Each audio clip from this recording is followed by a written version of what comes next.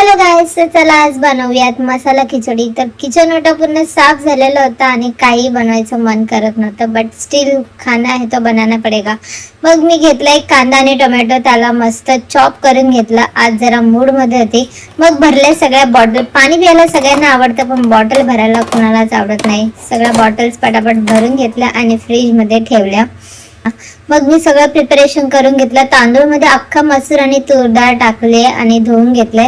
मग गॅसवर ठेवलं कुकर, त्यामध्ये टाकलं तेल, राई, जिरे, काश्मीरी लाल मिर्च आणि तेजपत्ता। मग टाकला कांदा, त्याला फ्राय करून घेतला। मग टाकलं टोमॅटो आणि मग थोडे मसाले ऍड केले। Ching Chinese, peri peri, kitchen king, लाल तिखट, हळदी पावडर, मीठ, सगळे मसाले ऍड केले, कारण मसाला खिचडी बनवायची होती। सो तुम्ही बघू शकता असं काहीच दिसतंय।